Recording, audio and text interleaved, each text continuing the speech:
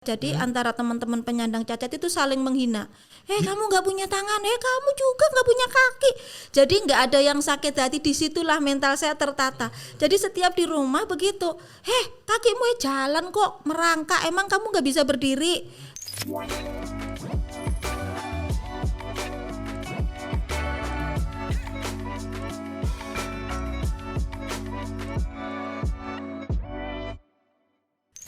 Oke, udah lama kita nggak ketemu dan kali ini kita balik lagi di Bincang Cinta Zakat.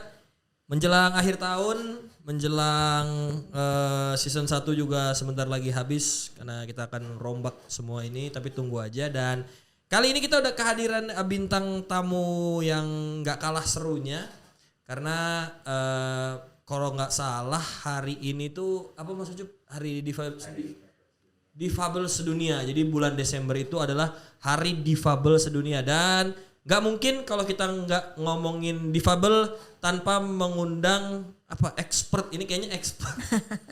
Udah ketawa sih. Pro, dia nggak mau dibilang penyandang difabilitas, dia maunya profesional disabilitas. Selamat datang, assalamualaikum Bu Yuli. Waalaikumsalam Mas Wildan. Ya, jadi mungkin bisa diperkenalkan dulu Bu Yulinya itu sendiri sebetulnya penyandang apa dan di Basnas itu Ibu sudah berapa lama bergabung dengan LPEM dan sekarang kesibukannya apa? Ya, assalamualaikum warahmatullahi wabarakatuh. Nah, perkenalkan nama saya Yuli. Ya. Nama panjangnya Sabto Yuli Isminarti dan alhamdulillah saya adalah seorang penyandang cacat. Mohon maaf penyandang cacat dulu. Oh. Iya. Kalau penyandang cacat tuh lebih seneng dipanggil teman disabilitas atau penyandang cacat? Menurut saya sih sama aja. Cuman karena kebiasaan saya bilang penyandang cacat dari kecil emang cacat itu sudah nempel banget. Bahkan saya terkenalnya juga Yuli Cacat. Jadi begitu.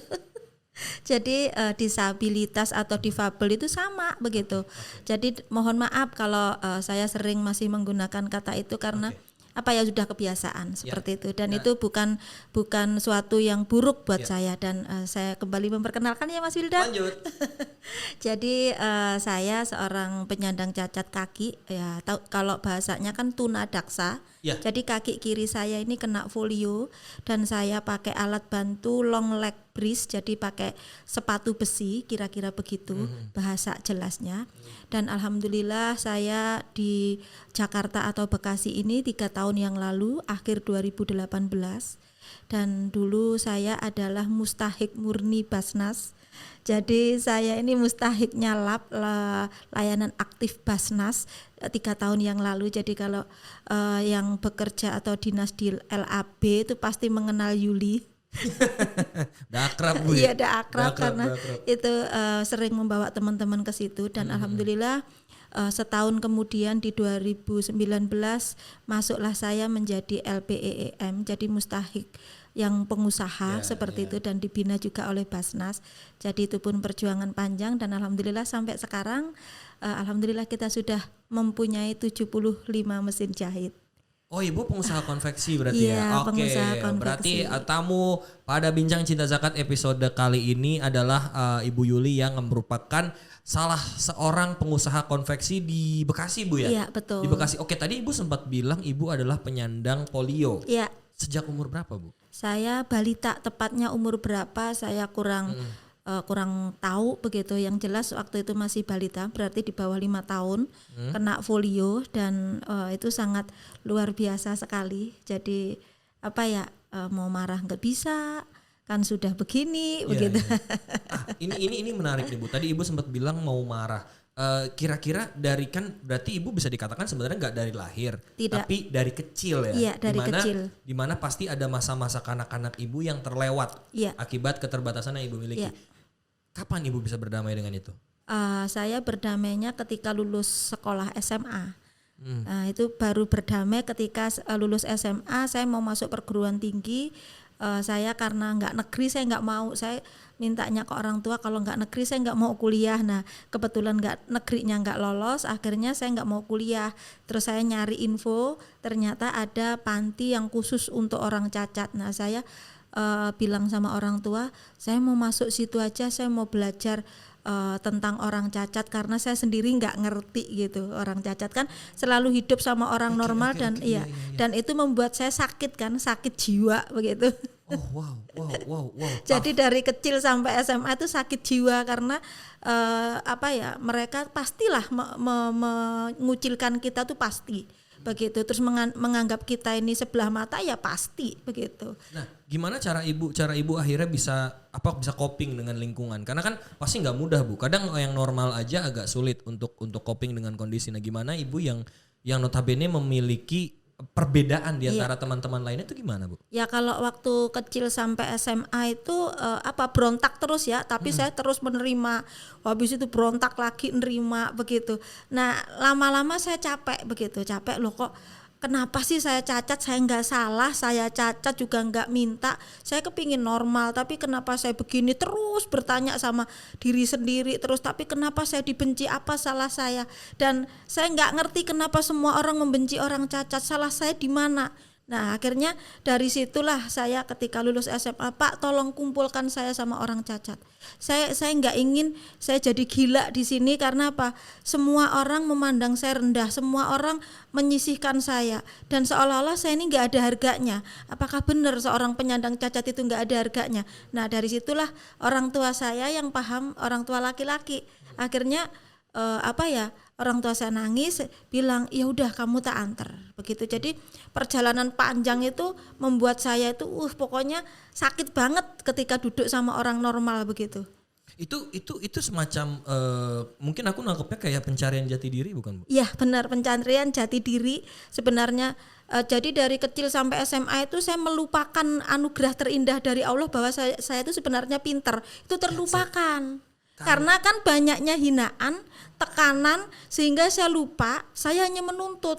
Kenapa saya begini? Kenapa ini kok nggak bisa? Saya kan kepingin kayak itu, tapi saya nggak bisa. Kenapa terus? Nggak pernah mencari bahwa saya itu hebat. Ya. Lupa di situ saya. Oke. Sebenarnya simpelnya mungkin begini ya. Aku pernah tahu bahwa ketika ibu tadi mempertanyakan diri kenapa aku terlahir seperti ini, mungkin sebenarnya Tuhan atau kalau kita ya orang Islam ya Allah sebenarnya bisa untuk memperbaiki keadaan ibu. Tapi kan bisa belum tentu mau ya. Iya. Dan mungkin memang ini adalah cara Tuhan untuk memberikan ibu jalan agar teman-teman disabilitas yang lainnya mungkin punya corong ataupun role model seperti sekarang. Jadi kalau nggak salah Ibu Yuli ini juga selain pengusaha katanya motivator gitu. Iya, alhamdulillah. Ya, alhamdulillah. Sejak kapan Bu? Jadi alhamdulillah Mas, berkat perjalanan panjang sakit tadi kan banyak nih teman-teman yang disayang sama keluarga. Kebetulan saya ini disayang tidak, dibenci juga tidak, jadi nanggung di tengah-tengah begitu. Jadi banyaknya himpitan karena saya nggak ngerti salah saya apa, membuat saya jadi role model. Jadi saya nggak cengeng, tangisannya sudah berhenti seperti itu. Terus saya dari himpitan itu jadi bangkit. Jadi ketika saya masuk panti ternyata loh saya nggak sendiri. Sampai saya bingung waktu dimasukkan panti itu bingung. Saya nanya ke pembina saya, Bu, ini kok semua orang cacat, masa iya ya? Orang lahirin cacat semua, saya bingung ini Bu. Ngelihat di panti itu semuanya cacat, saya malah jadi bingung. Lah, emang kamu nggak cacat? Bingung saya Bu. Jadi orang cacat banyak sekali dari berbagai macam jenis. Di situ ngumpul, bahkan kita diledek. Disitulah mulai tertatanya mental. Saling ledek? Iya. Waktu saya masuk panti pertama kan jalan saya itu belum pakai sepatu besi. Ya. Saya jalannya pakai tongkat atau bukan, tangan saya yang kiri megangin kaki, otomatis saya jalannya menunduk. Itu orang tersopan di dunia. Jadi begitu masuk pintu gerbang itu kalau bahasa Jawa monggo orang tersopan di dunia. Nah kita marah, malah diledek terus orang tersopan di dunia karena kan nunduk, orang Jawa kan sopannya nunduk terus. Betul. Dan kebetulan ibu orang Jawa ya. Iya. Ini ibunya ya, yang ngomong bukan saya ya. Oke, Ibu, ini mungkin juga rasa nama pendengar kita sahabat Basnas TV. Ya. Nah, mungkin ini juga jadi penasaran teman-teman di luar sana yang menonton episode kita kali ini. Sebetulnya Ibu waktu SD, SMP, SMA tadi ya? Iya. Itu di sekolah normal atau? Sekolah normal. Serius Bu? Alhamdulillah iya. Gimana cara Ibu beradaptasi dengan, pernah dapat pembulian nggak Bu?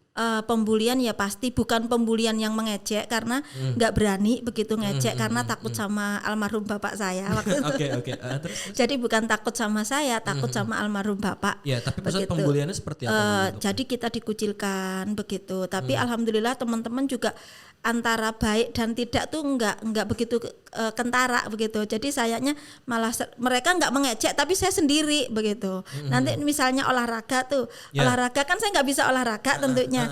Nah saya sama gurunya dikasih pelajaran sendiri tentang kesehatan. Kalau dulu kan orkes olahraga dan kesehatan. Zaman dulu. Jadi saya dikasih kesehatan, teman-teman yang lainnya olahraga itu mulai dari SD, SMP sampai SMA begitu. Jadi saya punya pelajaran tersendiri. Diajak main lompat tali nggak Bu? Ya nggak bisa dong. Maksudnya ibu yang megangin talinya gitu maksud saya ya. Maksud saya gitu teman-teman. Oke, berarti ibu betul-betul dari SD sampai SMA di sekolah normal. Dan fenomena yang ibu temukan ketika ibu terjun langsung akhirnya di panti, menemukan bahwa ini nanti sebelum kita masuk ke pembahasan kita ya. Seperti apa sebetulnya masalah yang dihadapi dalam tanda kutip oleh teman-teman difabel di Indonesia? Karena kan tadi ibu sempat bilang banyak dan ibu akhirnya heran karena ternyata sebanyak ini teman-teman yang mungkin nggak harus diistimewakan tapi sebenarnya harus kita rangkul. Itu kayak gimana Bu? Jadi ketika saya masuk panti kita diledek, kita saling bercanda. Jadi antara teman-teman penyandang cacat itu saling menghina. Kamu nggak punya tangan, kamu juga nggak punya kaki. Jadi nggak ada yang sakit hati, disitulah mental saya tertata. Jadi setiap di rumah begitu, kakimu jalan kok merangkak, emang kamu nggak bisa berdiri begitu. Itu ngepel kan, kalau yang jalannya ngesot begitu. Lantaiku kotor nih, dipel duluan. Nah anak-anak, jadi itu sudah makanan sehari-hari dan ternyata itulah yang membuat saya tidak nangis. Jadi tough, bisa jadi kuat ya. Iya, jadi saya ternyata jadi indah. Jadi semakin menemukan begitu, dan di situ kan diajarin keterampilan. Nah, diajarin keterampilan sesuai yang disenengin begitu. Nah, ternyata di situ saya mulai lagi sakit lagi karena apa? Waktu di panti saya tuh bukan pinter-pinter amat tapi saya bandel ya karena sering kumpul sama orang normal. Sementara teman-teman yang di panti itu banyak yang dari NTB, dari mana-mana, dia nggak sekolah. Apa nama pantinya Bu? Panti Rehabilitasi Penyandang Cacat Tubuh Bangil. Itu zaman dahulu, sekarang diganti PSBD Suryatama. Tuh coba PSBD Suryatama maksudnya. Iya, PSBD Suryatama Bangil. Oke. Seperti itu. Di sana berapa tahun Bu? Saya 1 tahun. Kalau di sana tuh sistemnya tambal sulam. Jadi kalau yang pintar cepat keluar duluan seperti itu. Dan alhamdulillah karena saya memang dari ngumpul sama orang normal, waktu itu tertekan, begitu ngumpul sama anak cacat yang pendidikannya lebih rendah di bawah saya kayak merasa jagoan. Kayak merasa jagoan. Kayak balas dendam begitu. Aduh, di normal dibully, di tempat orang cacat membuli. Saya kayak balas dendam begitu. Bahkan anak-anak kalau sampai sekarang ketemu sama saya, kamu tuh kejam begitu. Oke. Gak, tapi gini ya, ini kita kita di sini berdua tidak mentertawakan kecacatannya, tapi kita mentertawakan bagaimana bahwa ternyata menselebrasikan perbedaan itu indah Bu ya. Iya. Dan itu ekstrim juga sih, tadi suruh ngepel Bu. Berarti kalau yang ada yang tunanetra Bu? Kalau di tempat saya khusus cacat tubuh. Oke. Tapi kan jenis kecacatannya macam-macam. Ada yang dua-duanya nggak punya tangan, ada yang nggak punya tangan, nggak punya kaki. Sebagai orang yang sudah menyandang perbedaan sejak kecil, sebetulnya ibu bisa membedakan nggak sih Bu mana orang yang cacatnya sejak lahir atau yang baru? Apakah itu bisa dilihat dari bagaimana dia menyikapi kehidupan? Sangat bisa. Jadi kalau dari bentuk kecacatan sudah beda. Terus dari sikap dia juga beda. Sikapnya gimana tuh Bu? Kalau orang cacat yang dari kecil, dia tuh bahasanya lebih lincah. Oh Dan iya. karena dia dari kecil kan, lebih lincah, lebih tidak menganggap semua itu terlalu berat begitu. Misalnya dia harus bekerja atau Ya. dia harus ngapa-ngapain tuh lebih indah begitu. Tapi kalau yang cacatnya baru atau karena dia kecelakaan seperti itu, dia tuh lebih kaku karena dia pernah normal. Terus emosinya lebih tinggi Oh, iya, begitu. iya, iya, Emosinya iya, lebih iya, tinggi. Terus memandang orang cacat itu juga aneh gitu. Kalau dari kecil kayak saya, dari bawaan lahir begitu tuh kayak udah nyatu gitu. Tapi kalau anak-anak yang cacat kecelakaan, cacat-cacat yang karena penyakit seperti itu tuh awalnya sangat-sangat susah diajak masuk. Karena dia merasa masih normal. Ya, ya, Dia bukan orang cacat Iya, begitu. iya. Dan lebih murung biasanya Bu Iya, ya. lebih Oke, murung. oke, Kalau oke. kalau dia lebih murung, dia jatuhnya putus asa. Kedua, kalau dia nggak murung, jatuhnya dia jagoan dan suka ngatur. Ah, serius Bu? Begitu, iya. Gimana tuh? Iya, jadi kalau dia tuh pemurung putus asa, dia susah diajak bangkit. Bahkan dibilangin, sudahlah ini anugerah begini, dia nggak mau. Dia merasa karena pernah normal begitu. Oh, oke, Tapi oke, kalau oke. dia punya jiwa yang sombong tadi, dia cenderung mengatur, aku kan pernah normal begitu jadinya. Itu oke, bedanya oke, begitu, beda wataknya itu saya sudah tahu di situ. Oke. Terus dari jenis kecacatannya, misalnya kalau saya nih folio, berarti kan kakinya kecil sebelah. Kalau dulu bilang itu SS hemok sisih gitu. Kakinya kan Oke. kecil sebelah. Iya, iya, iya. Oh, iya, Jadi satu. kita tuh punya panggilan yang lucu-lucu. Kalau menurut orang normal kan itu kejem gitu. Tapi Ya. menurut kita itu indah gitu. Oke, oke, oke. Ibu tadi sempat bilang di Bangil ya? Ya. Di Bangil 1 tahun. Dan gimana ceritanya, nanti ini kita bridging untuk pertanyaan pertama kita. Ibu setelah dari situ apa langsung ke Jakarta, memberanikan diri dengan segala modal yang ibu miliki, atau sempat ada pertimbangan, wah kayaknya agak berat nih dengan keterbatasan yang kupunya dan kayaknya Jakarta kan keras gitu. Itu gimana Bu? Sampai akhirnya oke deh aku ke Jakarta gitu dan milih. Apakah langsung milih konveksi atau? Ya, dulunya sih saya nggak pernah terpikir Jakarta sama sekali. Sama sekali tidak ada di otak saya mau ke Jakarta. Justru saya ingin menjauh dari Jakarta karena saya nggak ingin kebisingan begitu. Oke, oke, oke. Jadi begitu. Terus perjalanan panjang, saya dulu masuk di pabrik sepatu dan yang bisa bekerja kan hanya saya sendiri. Ya, kenapa yang lain gak bisa? Yang lain kan satu, waktu di peraturan undang-undang waktu itu tahun Undang-Undang nomor 4 tahun 97 itu 100 karyawan 1 orang yang normal. Nah itu sementara tuh ada peraturan normal pun harus bisa jalan sendiri. Nah saya kan bisa tuh jalan sendiri. Kalau yang lainnya kan pakai tongkat 2, pakai kursi roda, kan nggak bisa masuk pabrik.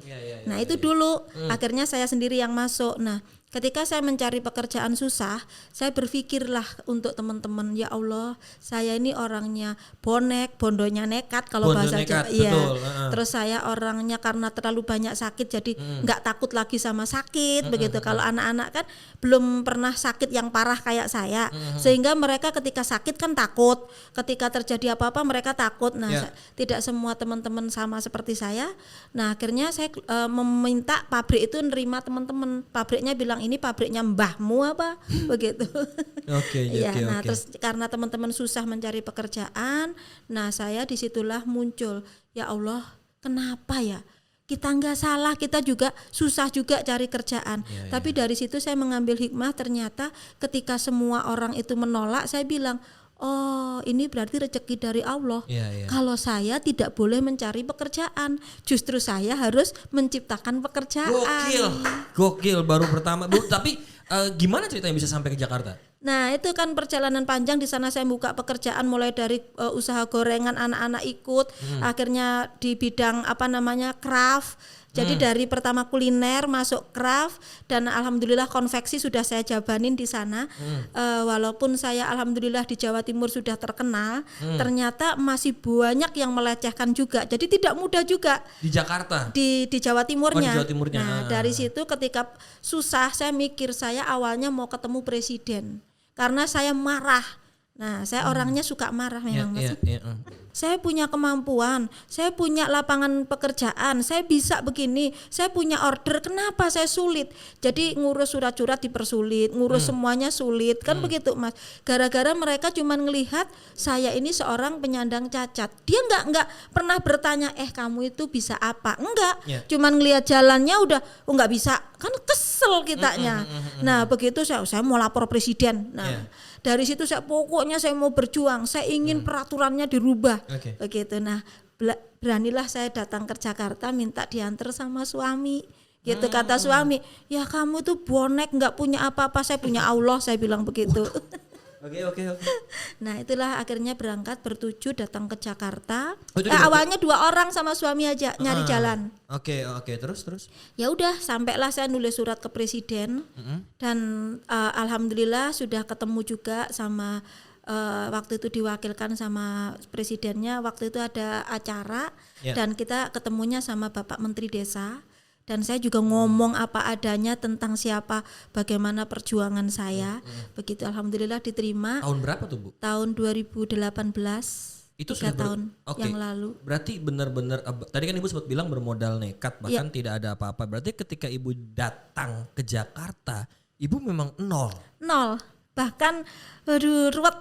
Oke, gimana cerita? Ini mungkin bisa kita nih. Berarti nol, terus tiba-tiba Ibu sebelum punya konveksi berarti Ibu dalam tanda kutip gimana caranya akhirnya bisa direkrut ataupun direngkuh oleh Basnas? Jadi dulu saya itu orangnya suka usil juga. Saya ini kan waktu pertama sama suami masih sendiri kan berdua, makan juga seadanya bisa. Nah balik lagi ke Jawa Timur, baliknya ke Jakarta tuh bawa teman-teman penyandang cacat. Jadi kita bertujuh. Nah bertujuh, nah ternyata di sini nggak punya tempat tinggal, terus nggak punya bekal untuk makan. Akhirnya saya nyari di Facebook, Google. Nah, itu terus ketemulah saya Basnas. Saya mikir saya kalau mau makan kemana ya, mikir saya Basnas, saya nyari terus ke Basnas. Nah ketemulah Basnas di Tebet itu. Nah terus saya bawa ke situ nanya, ternyata dapat untuk makan sehari-hari. Nah saya pertamanya KTP saya sama KTP suami begitu. Nah terus habis lagi uangnya begitu, habis lagi uangnya. Minggu depan lagi saya ganti KTP-nya, kan kita bertujuh tuh 2 orang nih saya kirimkan lagi ke Basnas, nanti dipakai makan lagi. Minggu depannya lagi 2. Nah akhirnya lama-lama Basnas Tebet bilang, ibu ini calo ya? Enggak, saya bilang. Oh sorry, yang Ibu maksud Basnas Tebet itu mungkin layanan aktif Basnas LAB ya? Iya betul. Oke, berarti Ibu datang ke Jakarta dengan melalui layanan aktif Basnas sehingga apa yang mereka berikan ketika itu? Kita diberikan untuk makan sehari-hari waktu itu 1 KTP itu dikasih 300.000. Nah proses pemberdayaannya hingga akhirnya Ibu menjadi seorang pengusaha konveksi yang akhirnya sekarang di bawah LPM itu gimana Bu? Bisa ceritain? Setelah saya minta ke Basnas karena memang jatahnya itu 1 KTP kan 1 tahun cuma dapat sekali. Saya jadi mikir, ya Allah kita makannya sehari-hari, terus kita ini gimana, ini jatah kita bertujuh kan sudah habis, sudah masuk Basnas semua kan sudah habis. Nah kita makannya belum habis tapi jatahnya sudah habis. Nah karena itu saya karena dari Jawa Timur sudah punya background usaha tadi, saya cari lagi di Google, saya nyari konveksi begitu. Saya nyari orderan. Nah suami saya marah, kamu tuh nggak punya mesin, nggak punya apa-apa, nyari orderan. Sudahlah, Allah itu punya jalan sendiri. Iya, saya nyari, alhamdulillah saya dapat pelanggan dari Tangerang, BSD. Nah dari situ, saya ngambil. Nah terus kamu yang ngerjakan siapa? Nah saya nyari lagi di Google, ada jasa jahit. Nah saya masukkan ke jasa jahit. Dari situlah mulainya saya nggak apa-apa lah, yang penting kita jalan begitu. Nah dari situ saya terus nggak punya uang, nyari dari jasa-jasa kecil itu. Terus minta sama, saya kan juga punya kenalan orang-orang yang penting di Jakarta begitu. Awalnya nggak berani ngomong karena kepepet, ya berani ngomong. Iya, saya minta, saya kurang makan nih begitu. Nah akhirnya ada bantuan sedikit untuk makan. Tapi saya terus di sampingnya tuh saya terus mencari orderan tadi. Iya. Dan alhamdulillah ternyata Allah benar-benar memberikan jalan itu. Oke, ketika ibu nyari orderan itu udah punya mesin jahit atau belum? Belum. Terus gimana ngerjainnya? Nah itu tadi lewat jasa. Saya nyari jasa. Jadi saya cuman ada di tengah-tengah. Saya nyari order, saya nyari jasa jahit. Saya cuma di tengah-tengahnya. Cuman saya kan paham tentang kain, paham karena memang dari Jawa Timur bidangnya di situ. Jadi paham. Begitu saya bonek orangnya. Begitu. Dan alhamdulillah ordernya meledak lah. Saya minta tuh ketemu bilang sama pengurus Basnas Pusat. Saya bilang, "Ibu, ini saya punya order." Kan kalau sudah jelas kan bisa tuh minta. Betul. Ordernya saya tunjukkan, bahannya saya tunjukkan, tapi mesin jahit saya nggak punya. Dari situlah saya jadi binaannya LPEM. Oh wow 2018 dan berada di bawah binaan LPM tahun 2019. Jadi selama 1 tahun tuh berjuang menunjukkan order pasti. Setelah menunjukkan order pasti, saya ada anak-anaknya, saya tunjukkan, Bu, ini anak-anaknya nganggur, ini ordernya, ini bahan bakunya, saya nggak punya apa-apa di sini. Akhirnya bekerja samalah sama ibu dijalurkan ke LPPEM Basnas. Damn, gokil 1 tahun. Iya. Dalam tanda kutip ibu luntang lantung cuma buat nyari nggak mesin punya jahit, rumah, Bu. iya. Wow, oke. Mas Ucup bisa ditampilin gambar-gambar yang udah dikasih sama Bu Yuli hari ini? Nah, ini tadi kita sempat bilang. Nah, berarti ibu sekarang sudah ada di garis yang mungkin ya bisa dikatakan mungkin secara rekening udah jauh lebih bertambah. Iya. Sudah jauh lebih membaik dari Ibu Yuli 4 tahun yang lalu atau 5 tahun yang lalu. Iya. Nah, ketika sudah menjadi pengusaha konveksi nih Bu, pertama target ibu tuh kayak gimana? Ketika akhirnya sudah punya mungkin sesuatu yang bisa dikatakan established lah ya, punya sesuatu yang udah mapan gitu. Iya. Nah itu pertama itu, dan yang kedua kabarnya ibu mempekerjakan anak-anak difabel juga. Ya. Itu gimana Bu? Jadi memang target saya itu sebenarnya bukan untuk diri saya sendiri. Jadi saya sendiri itu sudah berpikir kalau sebenarnya untuk pribadi saya dan keluarga saya mampu. Cuman saya berjuang penuh itu satu karena anak-anak Down syndrome. Jadi yang membuat semangat saya sangat tinggi untuk jadi pengusaha itu anak-anak Down syndrome. Karena anak-anak Down syndrome itu dibilang mati dia hidup, dibilang hidup dia mati. Oh yeah, exactly. Dan ke teman-teman yang punya keluarga Down syndrome rata-rata bingung. Begitu, dan saya ingin ketika saya jadi pengusaha, ketika saya besar, saya ingin menampung mereka, saya ingin buat panti buat mereka. Jadi sampai detik ini semangat saya itu karena saya kepingin menampung anak-anak Down syndrome seperti itu. Ini gambarnya nih, kita coba sambil ngulik. Ini di markas ibu atau gimana? Iya. Anggrek KCB ini apa nih Bu? Anggrek Karya Cacat Berkreasi. Oke, Jalan Ujung Harapan, Kelurahan Bahagia, Kecamatan Babelan. Oh di Bekasi Bu? Iya di Bekasi. Oke, tadi kita sempat, ini yang nyanyi? Anak netra. Netra dari kampung, punya suara yang emas begitu, suami istri, dan mereka benar-benar nggak bisa ini mau ngapain gitu. Alhamdulillah karena saya bilang nanti kalau saya di Jakarta berhasil, sampean akan saya bawa ke Jakarta. Saya bilang nah beneran 3 tahun saya berhasil, saya pulang, mereka saya ambil. Di sana mereka bekerja jadi apa Bu? Alhamdulillah mereka lagi saya promosikan masuk ke kafe, saya perkenalkan ke artis-artis seperti itu. Biasanya sih ke kayak kafe yang lagi buka live music gitu. Sehingga mereka juga punya martabat agar ya sebenarnya nggak jelek ngamen, tapi ngamen sejauh ini masih punya stigma khusus di Indonesia. Oke. Lanjut. Iya. Ah, ini berarti ini udah punya ibu nih ya? Iya. Ibu nyangka nggak sih Bu dari 2018 ibu nggak punya rumah, nyari mesin jahit aja bingung sampai ini mah layak banget Bu. Iya, dan saya kalau lagi ada di rumah di tempat konveksi saya rasanya ya Allah saya nggak percaya, saya sendiri nggak percaya secepat ini, tapi saya kembalikan lagi ya Allah mungkin ini perjalanan panjang saya yang sudah sakit lama, jadi Allah sudah ya Allah, jadi saya kadang sangat luar Bu, ya. Bahkan saya punya cabang, bahkan bisa membina teman-teman usahanya tidak hanya di konveksi saya bina, itu rasanya ya Allah saya senang karena memang ini tujuan utama saya.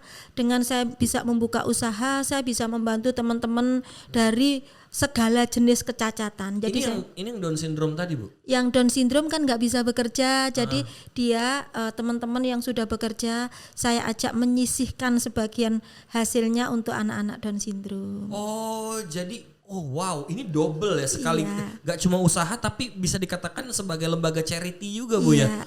Iya, tapi khusus anak-anak Down syndrome. Jadi semua yang bekerja, yang teman-teman yang sudah penghasilannya mapan, saya bilangin, yuk kita sisihkan sedikit buat anak-anak kita. Siapa lagi yang mau nyayangin mereka kalau bukan kita? Gimana awal ketemunya, Bu? Lanjut Mas Ucup. Anak-anak Down syndrome. Gimana? Kalau teman-teman penyandang cacat itu kayak ada radar tersendiri ya Mas. Jadi kayak ada radar, tiba-tiba terasa, contohnya saya tiba-tiba ketemu di jalan seorang bapak yang penjual keripik. Nah tiba-tiba saya main ke rumahnya mau beli keripik, dua-duanya anaknya cacat. Padahal bapaknya nggak cerita, saya juga nggak cerita apa-apa. Begitu ketemu cacat, nah begitu. Nah ada satu lagi ketemu orang begitu juga. Jadi alhamdulillah semua karena Allah semua. Jadi saya diketemukan dan itu sungguh luar biasa dan alhamdulillah jadi saudara. Setiap anak Down syndrome saya angkat menjadi anak-anak angkat saya, anak-anak asuh saya. Wow. Dan itu ibu berikan fasilitas di sana? Saya tetap dititipkan ke orang tua karena saya belum punya tempat. Dan saya sampai detik ini dan sampai kapanpun berjuang ingin punya tempat untuk anak-anak Down syndrome. Dan mereka saya titipkan setiap Sabtu saya kasih madu karena mereka tuh nggak bisa dikasih apa-apa kecuali madu. Dan kalau mereka butuh kursi roda, kalau saya pas ada rezeki juga kita belikan seperti itu. Oke, lanjut lagi Mas Ucup. Kita agak sedikit mau mengulik tentang ibu nih. Mungkin sebelum pertanyaan terakhir, ibu katanya seorang motivator, Bu. Iya. Gimana ceritanya ibu akhirnya masuk ke ranah yang pasti ibu juga nggak bayangkan kan? Itu gimana, Bu? Mungkin bisa diceritain sedikit. Ya, jadi karena perjalanan panjang sakit tadi yang membuat saya jadi motivator, saya jadi guru seperti itu tuh sebenarnya bukan karena saya berpendidikan, bukan, benar-benar murni karena pengalaman. Jadi banyaknya pengalaman itu yang membuat saya menarik hikmah dan saya bisa mengajarkan ke mereka, saya lebih empati ke mereka, saya lebih tahu apa yang dibutuhkan sebelum mereka ngomong. Akhirnya saya ketika menjadi motivator itu sebenarnya juga memotivasi diri saya sendiri seperti itu. Nah, itu akhirnya semuanya bilang udah kalau ada ibu kita mau minta ini gimana. Nah itu. Dan yang sekarang saya sedih banyak teman-teman itu yang berkomunitas tetapi hanya menuntut hak. Nah itu yang bikin saya sedih. Ini menarik nih. Terus lanjut Mas Ucup. Oke, menuntut hak. Ibu udah seminar ke beberapa. Ini mungkin ibu memotivasi orang normal atau ada orang cacat juga, Bu?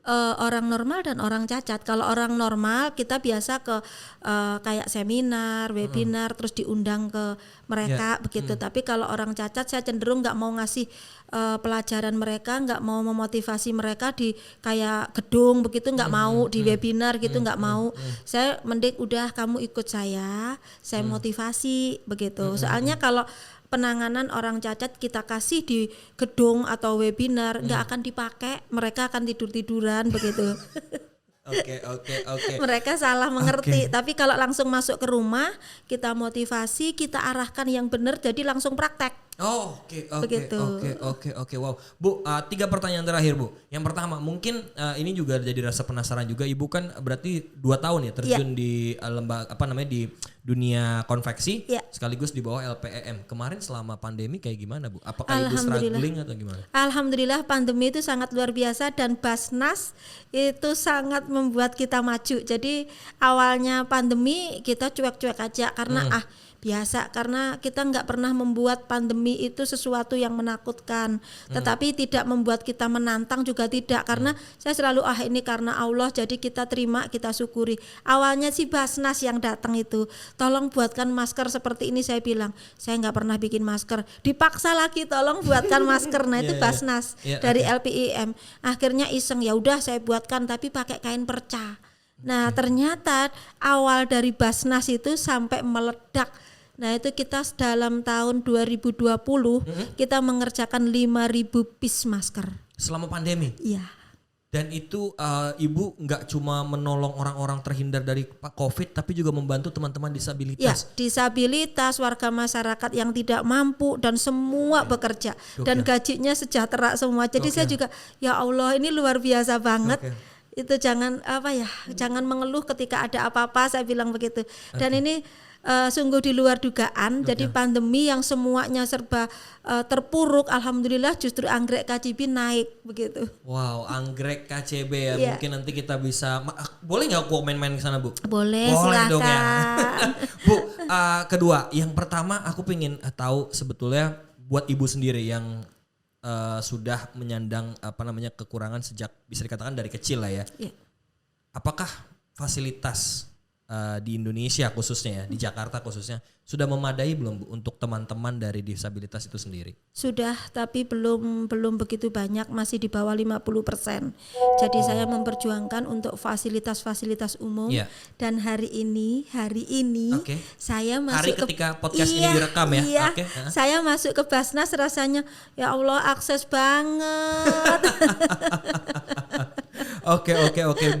Berarti sebetulnya dan ini yang terakhir. Apakah memang teman-teman disabilitas ataupun teman-teman cacat itu sebetulnya lebih ingin dianggap seperti biasa aja atau dieksklusifitaskan? Karena terkadang kalau dianggap biasa kan jadi agak ada gap ya. Kalau dari ibu sendiri sudut pandangnya gimana, Bu? sebetulnya? Kalau dari saya, teman-teman penyandang cacat atau disabilitas atau difabel itu menurut saya biasa aja. Jangan diistimewakan. Serius, Bu? Iya, biasa aja, karena dengan biasa aja berarti kita sama dong dengan mereka. Nah, kalau diistimewakan berarti kita semakin tidak mampu, karena kita kita nggak mampu, semakin melemah. Apa kelebihan kita yang diberikan sama Allah itu nggak muncul. Tapi ketika kita dianggap biasa aja, itu berarti kan nggak ada perbedaan. Betul. Begitu. Nah, berarti kita punya kelebihan yang sebenarnya sama dengan mereka. Begitu. Gokil. Berarti sebetulnya yang ibu ingin katakan adalah bahwa rasa kasihan tidak cukup. Yang lebih baik adalah kalau memang teman-teman di luar sana ingin berempati, ya bangun fasilitas agar akses dari teman-teman disabilitas lebih mandiri dan yang nggak ninja warrior tiap hari, Bu ya. Iya, jadi jangan sama teman-teman penyandang cacat atau disabilitas itu jangan selalu kasihan, dan itu saya nggak suka. Begitu, karena kasihan tidak menyelesaikan masalah, justru memperburuk keadaan, bahkan dia nggak bangkit karena dia merasa dia orang yang pantas dikasihani, padahal Allah memberikan kelebihan, dan kelebihan yang dimiliki oleh teman-teman penyandang cacat tidak dipunyai oleh orang-orang normal. Contohnya saya ngomong biasa aja katanya sudah memotivasi. Nah, kan belum tentu orang normal ngomong biasa jadi motivasi. Iya, karena kalau saya ngomong terhadap teman-teman ibu nanti saya dianggap menghujat, Bu. Nah, Ibu Yuli, makasih banyak ya. Waktunya udah Iya. main ke Basnas TV, ke studio Bincang Cinta Zakat. Sehat terus dan semoga nanti ke depannya kita bisa main-main ke sana, Bu ya. Silakan. Dan bisa merasakan masker buatan Bu Yuli. Baik.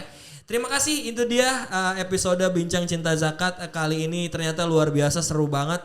Ngobrol-ngobrol dengan Bu Sabto Yuli yang ternyata di luar dugaan bahwa teman-teman disabilitas ataupun teman-teman yang memiliki keterbatasan itu sebetulnya tidak membutuhkan rasa kasihan yang maksimal, tapi lebih untuk diberikan akses, dibangun fasilitas, dan juga bahkan dianggap biasa agar sebetulnya mereka sama karena sama-sama ciptaan Allah Subhanahu wa taala. Baik, terima kasih.